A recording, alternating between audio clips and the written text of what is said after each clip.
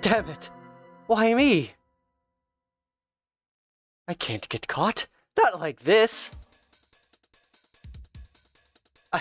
I've got to find someone to pin this on. Someone like him. I'll make it look like he did it.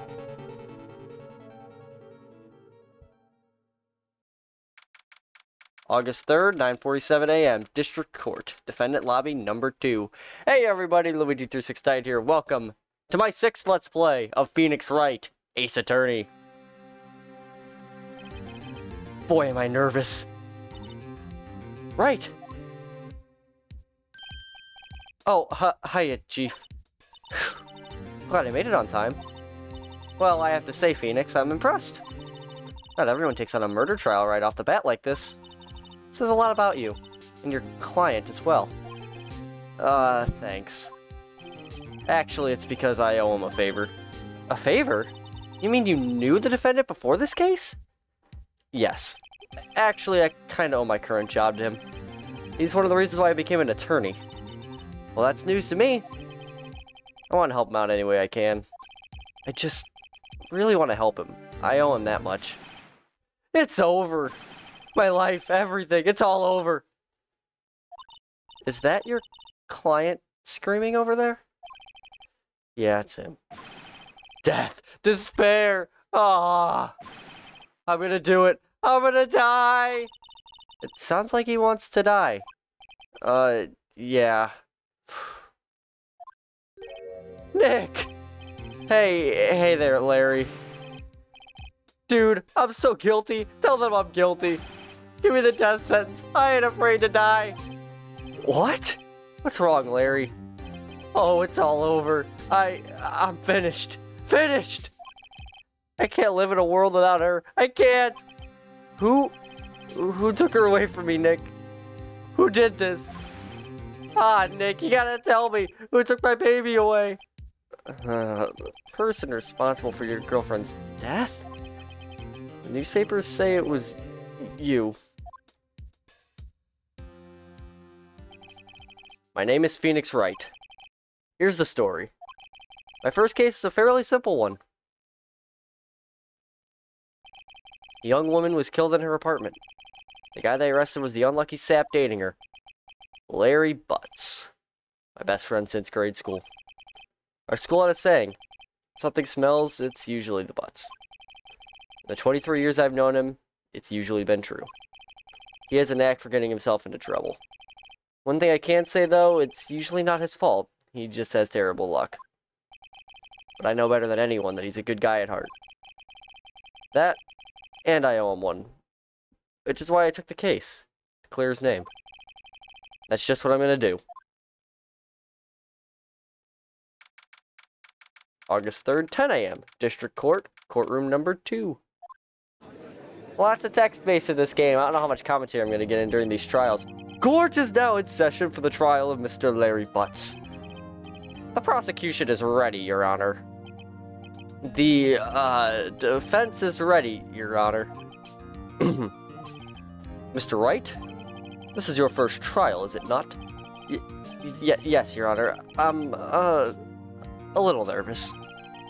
Your conduct during this trial will decide the fate of your client. Murder is a serious charge. For your client's sake, I hope you can control your nerves. Thank you, Your Honor. Mr. Wright, given the circumstances, I think we should have a test to ascertain your readiness. Yes, Your Honor. Handshaking, eyesight fading. The test will consist of a few simple questions. Answer them clearly and concisely. Please state the name of the defendant in this case. Well, the defendant is Larry Butts. That's our client. The defendant? Well, that's Larry Butts, Your Honor. Correct. Just keep your wits about you and you'll do fine. Next question. This is a murder trial. Tell me, what's the victim's name? I know this one. Glad I read the case report over so many times. It's... wait. Uh-oh. No, no way. I forgot. I'm drawing a total blank here. Phoenix, are you absolutely sure you're up to this? You don't even know the victim's name? Oh, the victim. Of course I know the victim's name. I just forgot. Temporarily. I think I feel a migraine coming on. Look, the victim's name is listed in the court record. Just press the R button to check it at any time, okay? Remember to check it often. Do it for me, please? I'm begging you. Mr. Wright, who is the victim in this case? Well, if we check the court record, we have our attorney's badge, and we have Cindy's autopsy report, where she died due to blunt trauma. So, Cindy Stone. The victim's name is Cindy Stone. Correct. Now, tell me, what was the cause of death? She died because she was hit with a blunt object. She was struck once by a blunt object. Correct. You've answered all my questions. I see no reason why we shouldn't proceed. You seem much more relaxed, Mr. Wright. Good for you. Thank you, Your Honor. Because I don't feel relaxed, that's for sure. Well then. First, a question for the prosecution. Mr. Payne? Yes, Your Honor. As Mr. Wright just told us, the victim was struck by a blunt object. Would you explain to the court just what that object was? The murder weapon was this statue of the Thinker. It was found lying on the floor next to the victim. I see. The court accepts it into evidence. Statue added to the court record. A statue in the shape of the Thinker. It's rather heavy. Right? Be sure to pay attention to any evidence added during the trial. That evidence is the only ammunition you have in court. Use the R button to check the court record frequently. Mr. Payne, the prosecution may call its first witness. The prosecution calls the defendant, Mr. Butts, to the stand. Chief, what do I do now? Pay attention. You don't want to miss any information that might help your client's case. You'll get your chance to respond to the prosecution later, so be ready. Let's just hope he doesn't say anything unfortunate. Uh-oh. There he gets excited easily. This could be bad. Gonna get our first cross-examination. Mr. Butts, is it not true that the victim had recently dumped you? Hey, watch it, buddy! We were great together! We were Romeo and Juliet, Cleopatra and Mark Antony! Didn't they all die? I wasn't dumped, she just wasn't taking my phone calls. Or seeing me. Ever. What's it to you anyway? Mr. Butts, what you described is generally what we mean by dumped. In fact, she had completely abandoned you and was seeing other men. She just returned from overseas with one of them the day before the murder. What do you mean, one of them? Lies. All of it. Lies. I don't believe a word of it. Your Honor, the victim's passport. According to this, she was in Paris until the day before she died. There's the passport. Indeed, she appears to have returned to the day before the murder. Dude, no way. The victim was a model, but did not have a very large income. It appears that she had several, quote, sugar daddies. Daddies? Sugar? Yes, older men who gave her money and gifts. She took their money and used it to support her lifestyle. Dude! We could clearly see what kind of woman this Miss Stone was. Tell me, Mr. Butts, what do you think of her now? Right. I don't think you wanted to answer that question. Yeah, Larry has a way of running his mouth in all the wrong directions. Should I? We should probably stop her from answering. My client had no idea the victim was seeing other men. That question is irrelevant to this case. Ugh. Dude, Nick, what do you mean irrelevant? That cheating she-dog. I'm gonna die. I'm just gonna drop dead. Yeah, when I meet her in the afterlife, I'm gonna get to the bottom of this. Let's continue with the trial, shall we? I believe the accused's motive is clear to everyone. Yes, quite. Whew, boy. This is not looking so good. Next question. You went to the victim's apartment on the day of the murder, did you not? Well, did you or did you not? Well, maybe I did and maybe I didn't. Uh-oh, here he went. What do I do? Answer honestly. I know, I'll send him a signal. Tell the truth. Yeah, I was there. I went. Order! Well, Mr. Butts, dude, chill. She wasn't home, man. So, like, I didn't see her? Your Honor, the defendant is lying. Lying? The prosecution would like to call a witness who can prove Mr. Butts is lying. Well, that simplifies matters. Who is your witness? The man who found the victim's body, just before making the gruesome discovery. He saw the defendant fleeing the scene of the crime. Order! Order in the court! Mr. Payne, the prosecution may call its witness. Yes, Your Honor. This is bad. On the day of the murder, my witness was selling newspapers at the victim's building. Please bring Mr. Frank Sawit to the stand. Frank Sawit, guys. Mr. Sawit, you sell newspaper subscriptions, is this correct? Oh, yes. Newspapers, yes. Mr. Sawit, you may proceed with your testimony. Please tell the court what you saw on the day of the murder.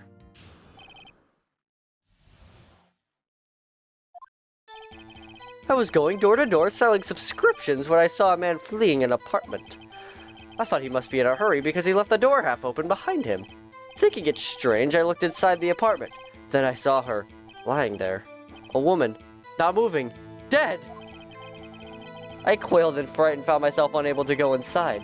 I thought to call the police immediately. However, the phone at her apartment wasn't working. I went to a nearby park and found a public phone. I remember the time exactly. It was 1 p.m. The man ran was, without a doubt, the defendant sitting right over there. Larry, why didn't you tell the truth?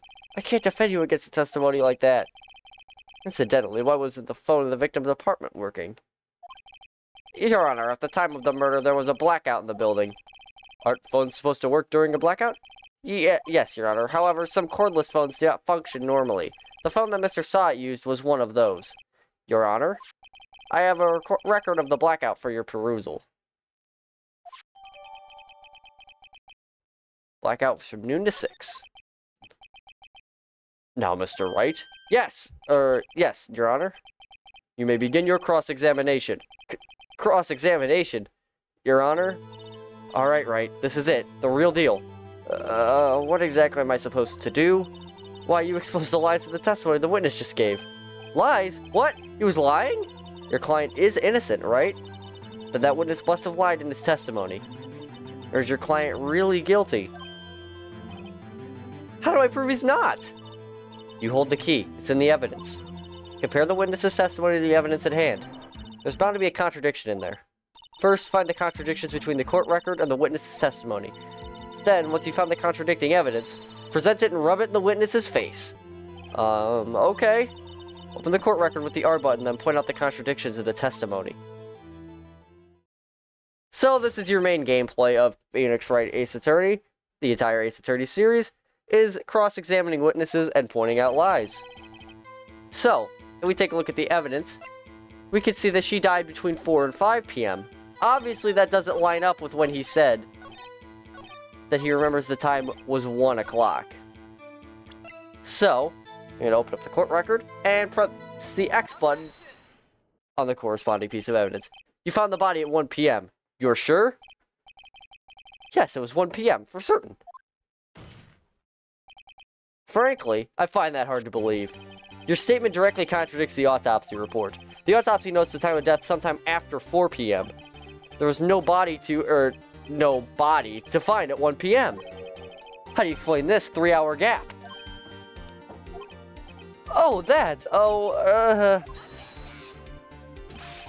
This is trivial. The witness merely forgot the time. After his testimony, I find that hard to believe. Mr. Sawit? Why were you so certain that you found the body at 1 p.m.? Gee, that's a really good question. Great job, Wright. Way to put him on the spot. That's all you have to do. Point out the contradictions. Lies always veg... I don't know that word. More lies. See through one and their whole story falls apart. Wait, I remember now. Would you care to give your testimony again? The time of discovery. You see, when I found the body, I heard the time. There was a voice saying the time. It was probably coming from the television. Oh, but it was 3 hours off, wasn't it? I guess the victim must have been watching a video of a taped program. That's why I thought it was 1 p.m. Terribly sorry about the misunderstanding. I see. You heard a voice saying the time on a taped program. Mr. Wright, you may cross-examine the witness. Right. You know what to do. I've got this one.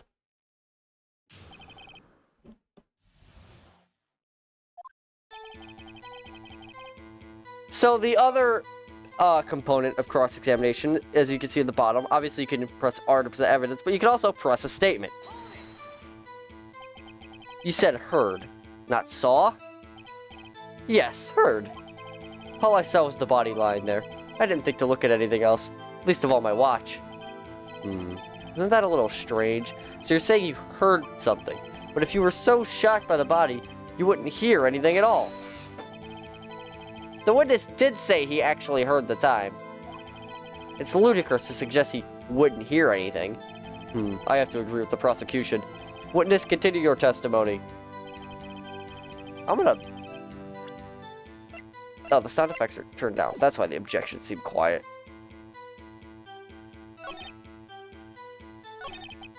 Voice coming from the television. Well, we know there was a blackout. Hold it right there.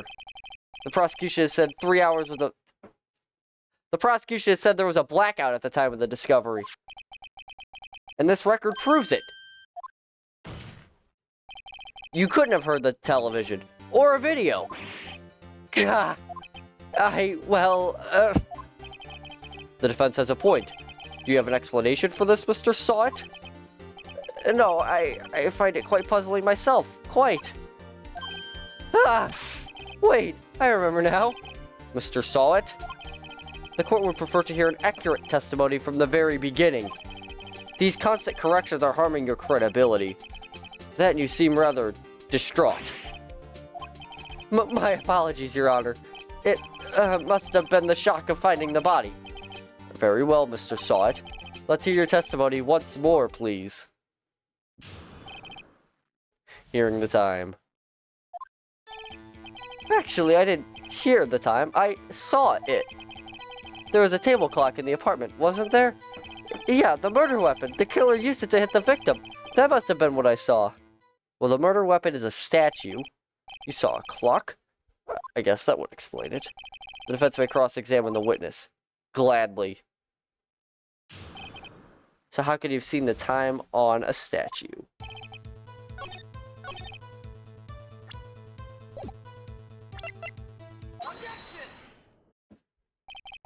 Wait just a moment. The murder weapon wasn't a clock. It was the statue.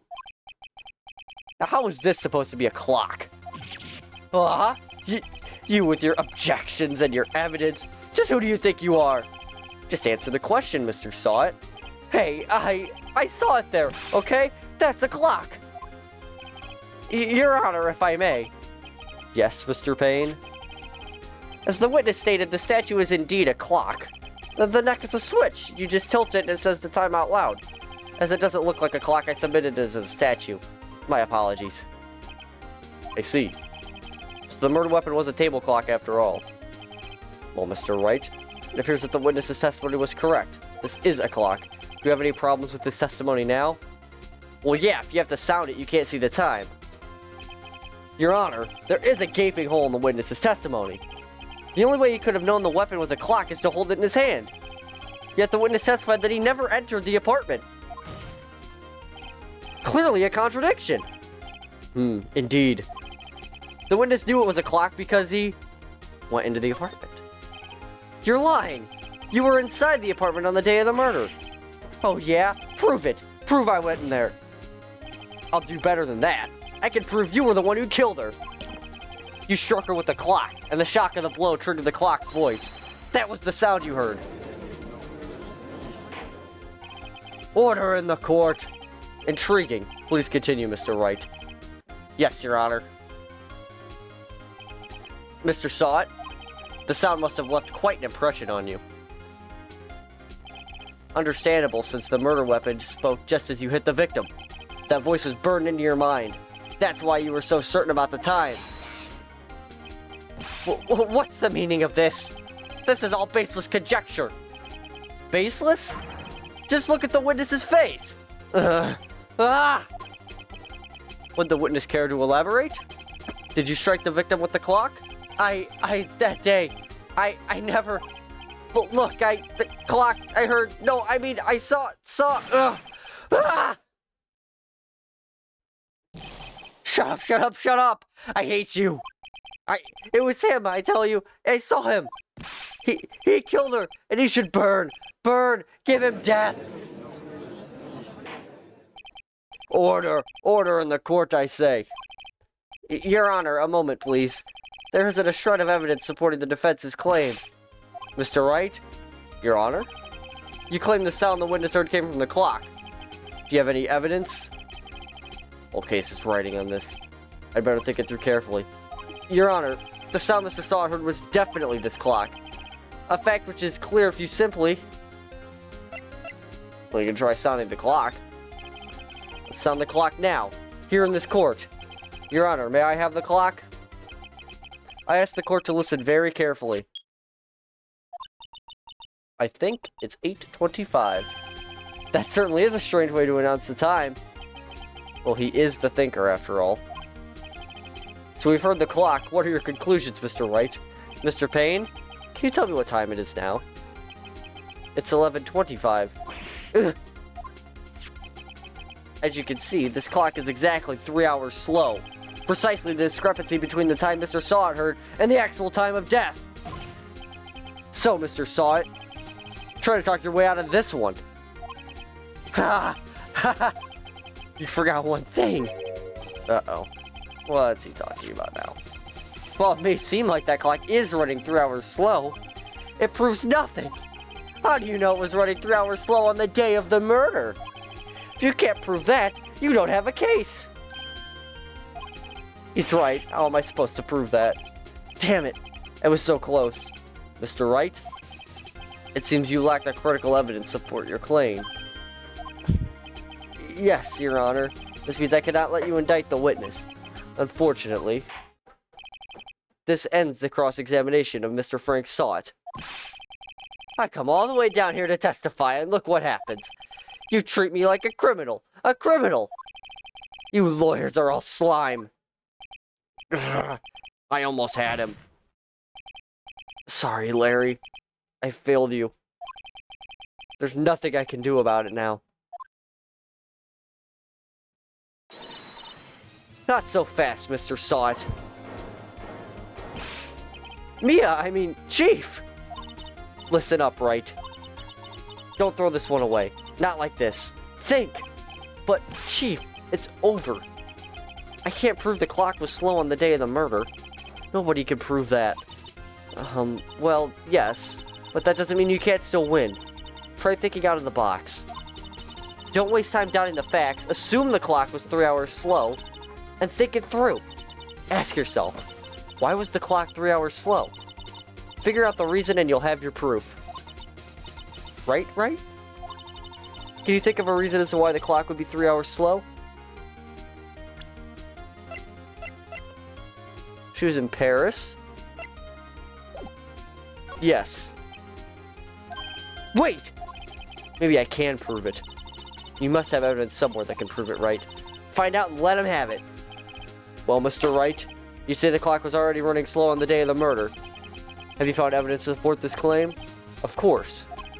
There is a piece of evidence in the court record that can prove my claim beyond a doubt. Haha! Tough words. Let's see you pull this one off. Let's see the evidence that proves why the clock was running slow. Well, time differences. The victim had just returned home from abroad the day before the murder. As we all know, the time difference between here and Paris is 9 hours. When it's 4 p.m. here, it's 1 a.m. the next day there. The clock wasn't 3 hours slow. It was 9 hours fast.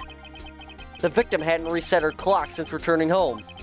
That's why the time you heard when you struck her dead in the apartment was wrong. I gotta turn up the text speed. Is that a thing I can do? The answer is no. Proof enough for you, Mr. Saw It? Or should I say, Mr. Did It? Ugh.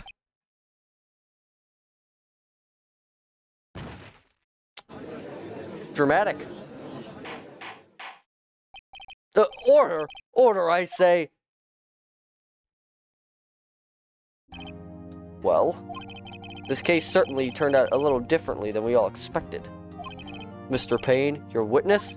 He was arrested and has been taken away, Your Honor. Very well. Mr. Wright? Yes, Your Honor? I have to say, I'm impressed. I don't think I've ever seen someone complete a defense so quickly. And find the true culprit at the same time. Thank you, Your Honor. At this point, this is only a formality, but this court finds the defendant, Mr. Larry Butts, not guilty. A successful first trial for the successful first episode. And with that, this court is adjourned.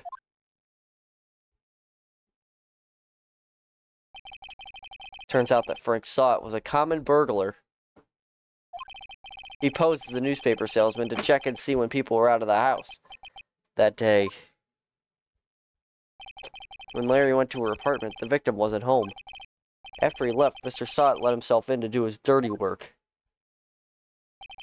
While he was searching her place, the victim returned. Flustered, Mr. Saw It grabbed the nearest blunt object he could find.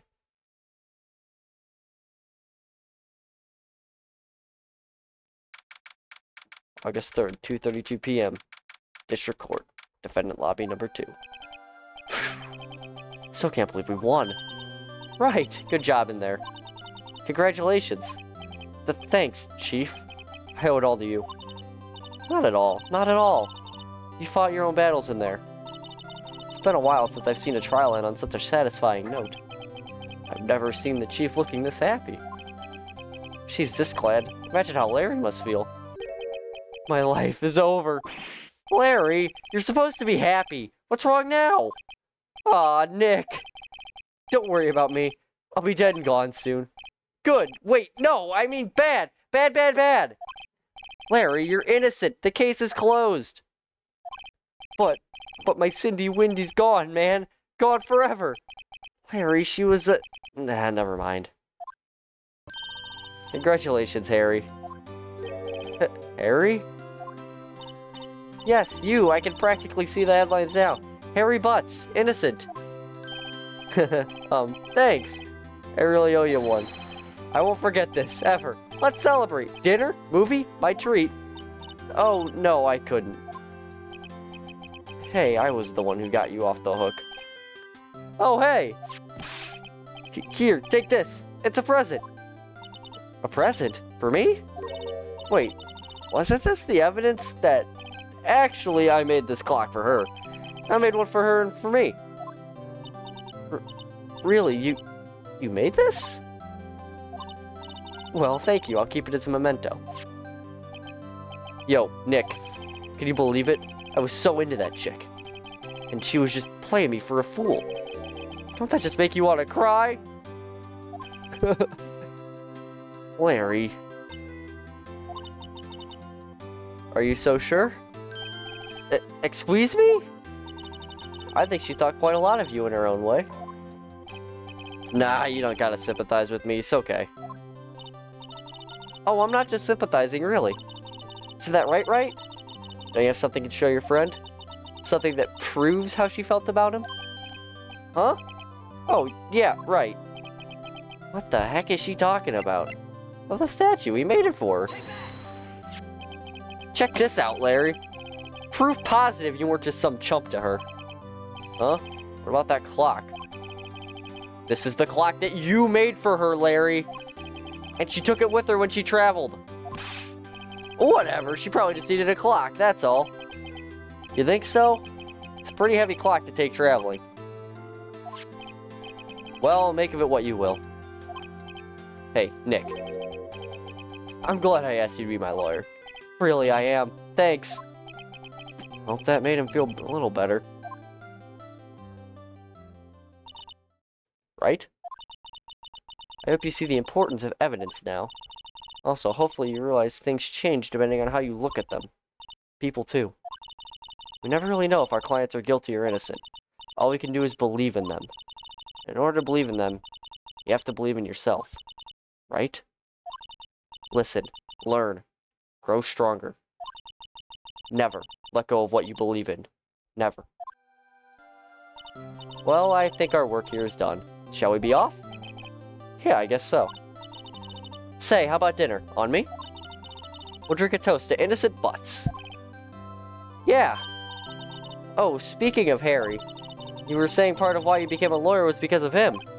Yeah, part at least. You have to tell me more about it sometime. Maybe over drinks? And so, my first trial came to a close. Larry slapped me on the back and said, "Gee, Nick, it's good to have friends." But I'm pretty sure he's not gonna pay us, unless you count the clock he gave Mia. I didn't know it then. But that clock was soon going to be at the center of another incident. My promise to tell the chief about me and Larry would be one promise that I wouldn't be able to keep.